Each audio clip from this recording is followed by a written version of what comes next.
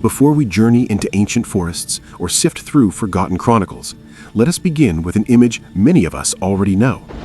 A towering horned titan rises against a midnight sky. Wings unfurl like storm clouds. Fire spills from his grasp as tortured spirits swirl beneath him. He stands atop a jagged mountain, commanding an orchestra of shadows. This is the Chernabog of Disney's Fantasia, a vision so powerful that for many it became the image of ultimate darkness, a demon king, a god of evil, the embodiment of terror itself. But here is the truth. That dramatic figure, spectacular as he is mostly imagination. To understand who Chernabog really was, we must go far beyond Fantasia's fiery mountaintop. Across the vast stretches of ancient Eastern Europe, long before cities rose and borders hardened, the world belonged to the forests. Endless pines whispered in the wind like living things. Marshlands gurgled with hidden dangers. Snow-covered mountains loomed over small wooden villages, guarding stories older than memory itself. In these lands, the nights were unimaginably dark. There were no street lamps, no glowing screens, only firelight and faith. And in those long winter nights, as families huddled close around the hearth, elders spoke in hushed tones, voices barely above a whisper, of a name that felt dangerous even to pronounce. Chernabog, the Black God. He was not a figure carved in wood or stone. No temples bore his likeness. No heroic legends praised or feared him. He appears only briefly, like a shadow sliding between the pages of history. Yet those few fleeting mentions were enough to spark centuries of fascination, confusion, and dread. In the oldest Slavic tales, he was not merely a spirit, not simply a monster, but a force, an ancient looming presence tied to misfortune, chaos, and the darker threads of fate. To speak his name was to acknowledge a truth ancient people understood all too well, that the world did not always bend toward kindness, and that life carried a shadow side no ritual could fully chase away. And so, the figure we know today, magnified by medieval chroniclers and reborn through modern imagination, became one of the most infamous beings in all Slavic folklore. Why? Because sometimes, the less we know, the more space fear has to grow. So today, we leave behind the animated demon of Disney's Fantasia and follow the faint trail of whispers that came long before him. We step back into a world where gods walked in the wind, where spirits shaped the seasons, and where fate itself could turn cruel without warning. Who or what was Chernabog? A demon born from fear? A god of misfortune? A misunderstood symbol? Or something far more complex, a reflection of humanity's oldest dread, the darkness we cannot escape? To uncover the truth, we must journey deep into the heart of Slavic belief, past the flickering firelight, past the whispered warnings, and into the forgotten shadows where the Black God first emerged. To uncover the origins of Chernabog, we must rely on a single, fragile thread of history, one that stretches back nearly 9 centuries, to a time when Christian chroniclers wandered the pagan lands of the Slavs, recording customs that were rapidly disappearing. Our only direct and unquestioned mention of Chernabog comes from Helmold of Bosau, a 12th century German priest and historian. In his monumental Chronica Slavorum, the Chronicle of the Slavs, Helmold describes a ritual he witnessed among the Western Slavs of the Baltic region. He paints the scene with the simplicity of an outsider, a great feast illuminated by firelight, where warriors, chieftains, and villagers gathered around tables lined with carved wooden goblets. Yet the most striking detail was not the feast itself, but the deities the people honored. Helmold writes that the Slavs raised their cups to 2 divine forces. One he calls the White God, a benevolent presence associated with prosperity and good fortune. The other he names Chernabog, the Black God, a dark and malevolent figure believed to bring calamity, suffering, and misfortune. What fascinated Helmold was the manner in which the villagers spoke of Chernabog. They invoked him reluctantly, almost fearfully, as though merely acknowledging him might ward off disaster. To Helmold's Christian mind, This pairing of a white god and a black god must have resembled a pagan echo of the familiar Christian dualism of God and the devil, light against darkness. And so he recorded it as such, interpreting the ritual through the lens of his own religious worldview. But this is where the mystery deepens. Helmold was not a Slavic priest. He did not grow up within the culture whose practices he described, nor did he fully understand the spiritual language behind their rituals. A Christian bishop observing a pagan feast would naturally interpret what he saw through Christian concepts, perhaps projecting a moral duality where none existed. This raises an essential question. Was Chernabog truly worshipped as a literal god of evil, a divine embodiment of misfortune? Or did Helmold misunderstand something symbolic, seasonal, or entirely different in meaning? It is possible that Chernabog did not refer to a singular deity at all, but to a ritualized personification of bad luck. It may have been a name invoked only during difficult times, a reminder of the darker currents of fate, or even a misunderstanding of a local term that sounded ominous to an outsider. From Helmold's brief account, just one scene, one ritual, one fleeting description, the entire modern concept of Chernabog was shaped. A god defined by a single paragraph, a legend born from the interpretation of a man who may not have grasped what he witnessed. And yet, despite this uncertainty, the figure of the black god endured, growing larger in imagination as the centuries passed, even as the truth behind Helmold's words slipped further into the shadows. To understand Chernabog, we must first step into the worldview of the ancient Slavs, a world radically different from the moral landscape familiar to Christian chroniclers like Helmold. Slavic mythology was not built on a cosmic struggle between good and evil. There was no eternal war of angels versus demons, no singular embodiment of pure malevolence lurking in the shadows.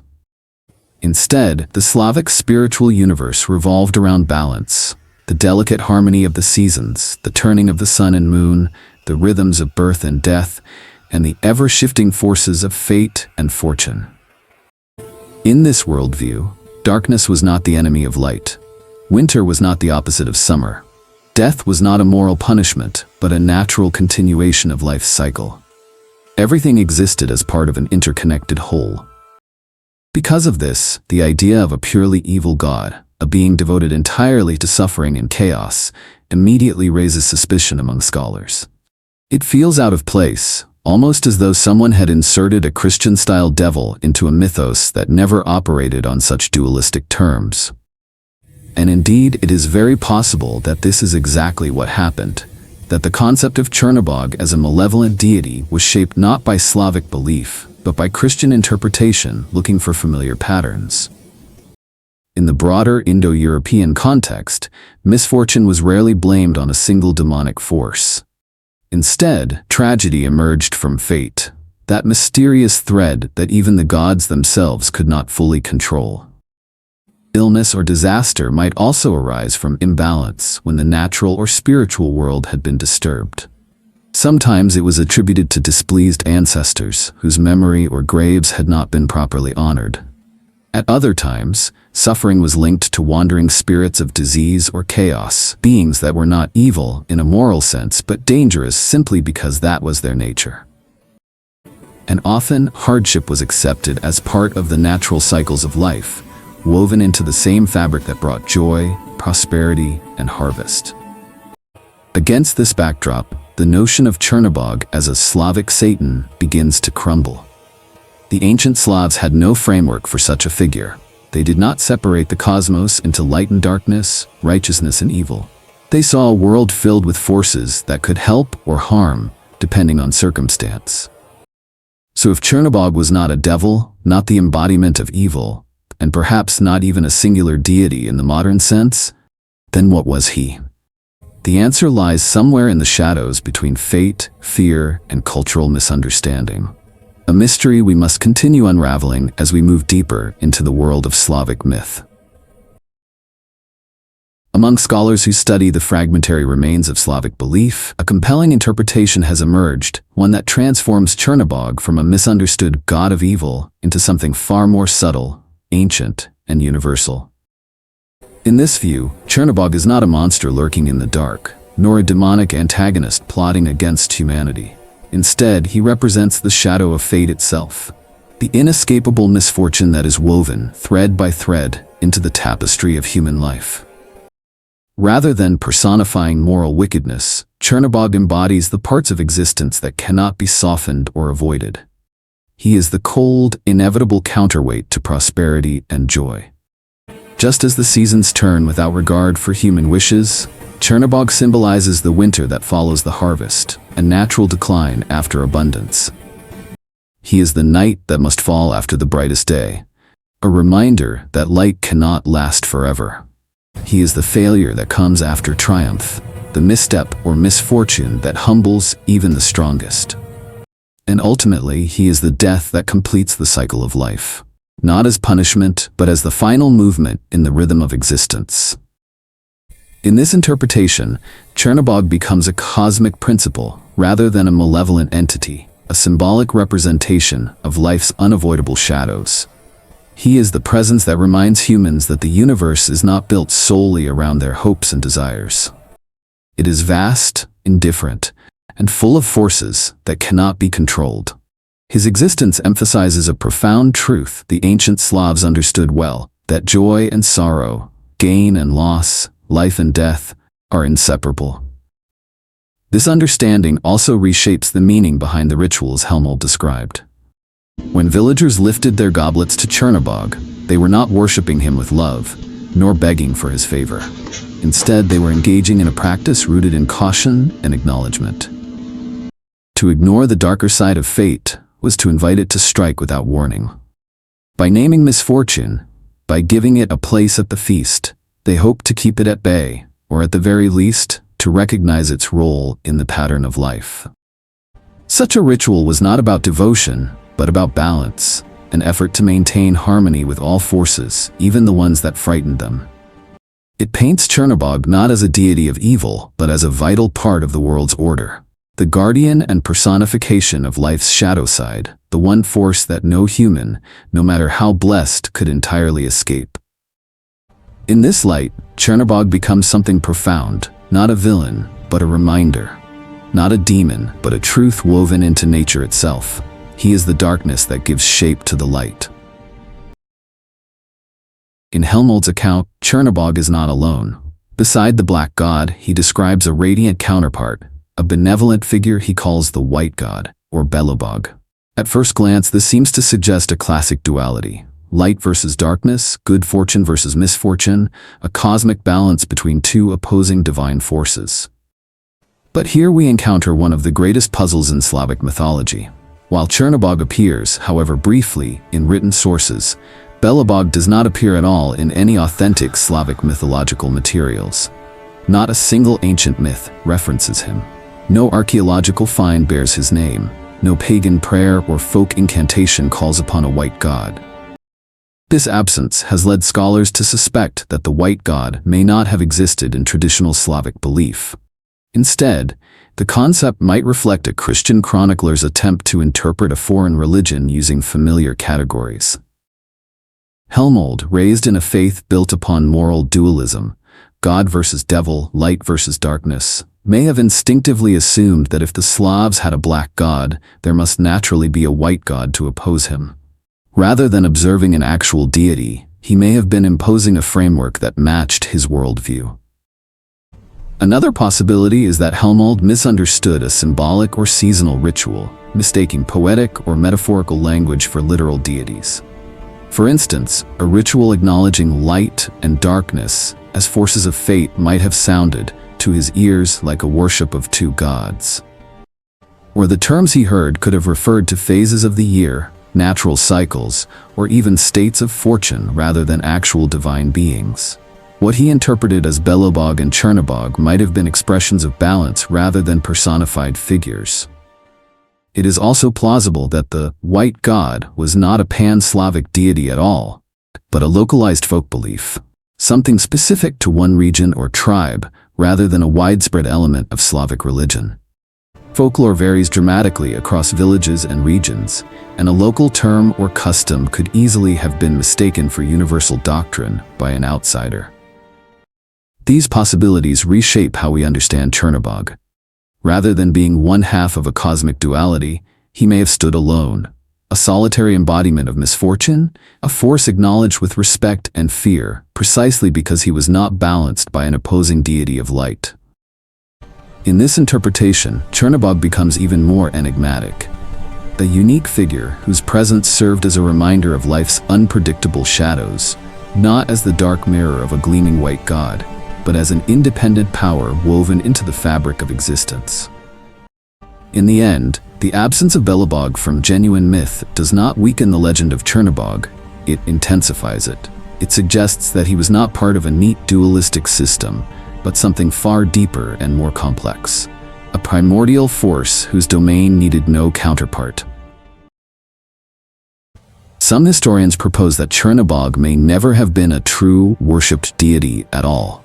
Instead, he might have been something far more subtle, a spirit associated with ill luck, a ritual personification of misfortune invoked during ceremonies, or even a symbolic concept representing dark omens rather than an actual god. Others argue that Chernabog could have been nothing more than a title, a name applied to a dangerous ancestral spirit or to the darker side of fate itself. And there is an even more skeptical theory, that the chronicler Helmold misunderstood what he witnessed and mistakenly transformed a cultural idea into a god. What makes this possibility even stronger is the silence of the archaeological and mythological record. There are no known temples dedicated to Chernabog. No confirmed idols or statues have ever been uncovered. No ancient hymns, prayers, or mythic stories describe his deeds, worship, or cult. For a figure who supposedly embodied pure evil and commanded fear, he is strangely and suspiciously absent from history. This silence leads to a compelling conclusion. Chernabog may not have been a deity at all, but a cultural shadow. Rather than a god with worshippers, rituals, and legends, he may have been an idea, an embodiment of misfortune that later storytellers and scholars mistook for a literal god.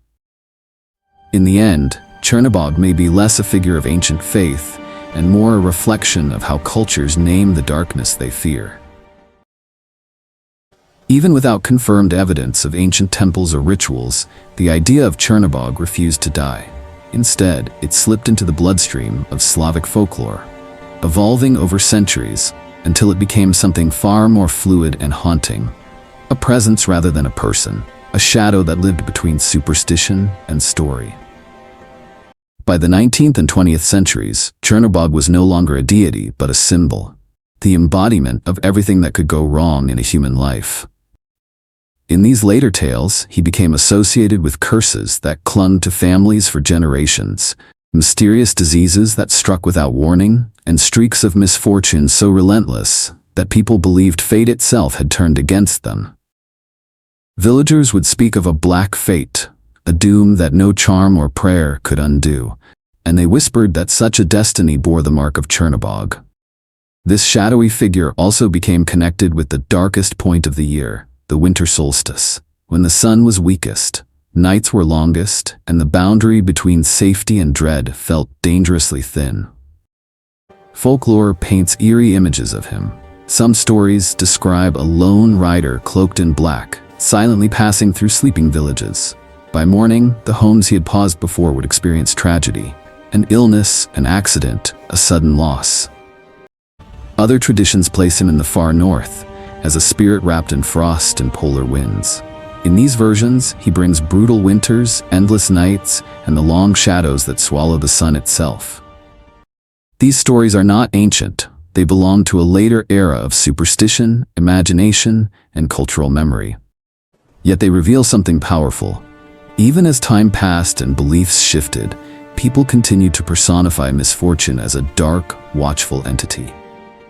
Chernabog survived not through worship, but through fear, an idea that lingered because it gave the unknown a name. By the 20th century, Chernabog underwent a remarkable rebirth, not in temples or folklore, but in the world of popular culture. For centuries his name had lingered as a shadowy rumor, an echo in historical texts. But modern storytellers seized upon that shadow and gave it a new, dramatic shape. The most influential moment came in 1940, when Disney's Fantasia introduced Chernabog to a global audience. There, he towered as a colossal winged demon perched atop Bald Mountain, commanding ghosts and spirits in a midnight spectacle. This single portrayal forever imprinted him in the public imagination as a figure of ultimate darkness. From that point forward, Chernabog escaped the boundaries of obscure Slavic mentions and became a canvas for modern fantasy.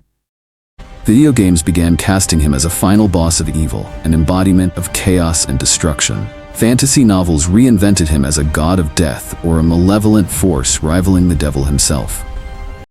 In neo-pagan and Reconstructionist circles, he sometimes emerged as a cosmic antagonist, ruling over darkness, winter, or the underworld.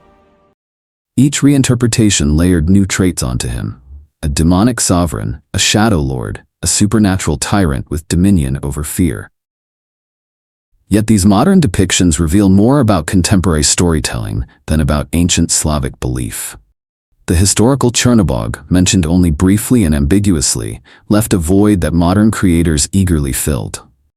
We projected our own fears, expectations, and love of grand mythology onto him.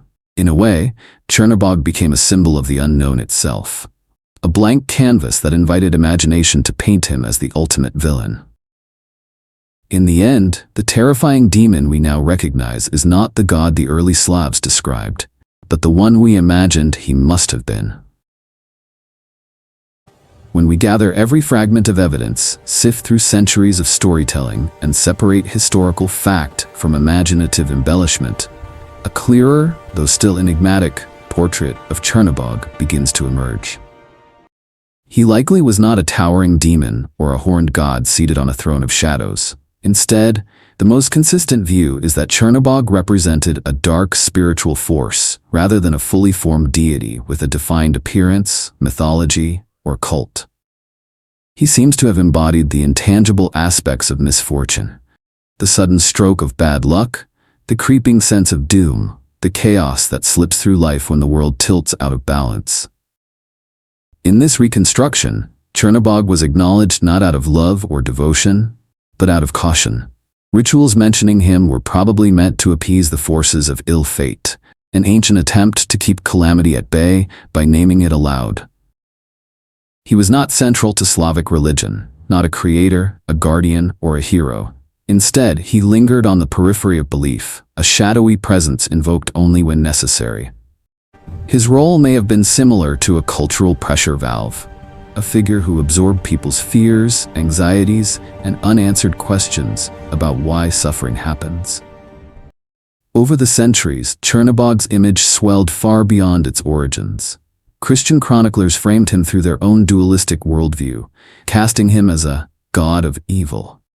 Later storytellers and modern media amplified this interpretation until it dominated the global imagination. Thus, the Chernabog many people know today is as much a creation of medieval misunderstanding and modern fantasy as he is of genuine ancient tradition. In the end, the real Chernabog remains a mystery, not because he is unknowable, but because he was never meant to be clearly defined. He represents a universal truth that transcends cultures and centuries. Humans fear the forces they cannot see, cannot bargain with, and cannot control. And in giving that fear a name, the Slavs created one of the most haunting figures in European mythology. As we step out of the ancient world, leaving behind the snow-dusted forests, the crackling ritual fires, and the whispers carried through Slavic night, one truth lingers like a shadow at our heels. Chernabog survives not because of worship, but because of what he represents. He is the darkness that trails every ray of light, the uneasy silence after laughter, the twist of fate that shatters even our best-laid plans. Chernabog is not just an old mythological figure. He is a mirror, reflecting the part of the human experience we prefer not to face. The uncertainty before a journey, the fear before a choice, the misfortune that arrives uninvited, reminding us how fragile our hopes can be. He is the whisper that rises with the wind as a storm gathers overhead, the cold breath you feel at your back when you're alone at night, The lingering thought that no matter how brightly we build our world, the shadows are always watching. And maybe that is why, 1,000 years after Helmold first wrote his name, Chernabog still echoes through stories and screens and imaginations. Not because he was a god carved in stone, but because he symbolizes a truth we all understand. The greatest darkness is not found in mountains or forests or ancient rituals, but in the quiet corners of the human heart.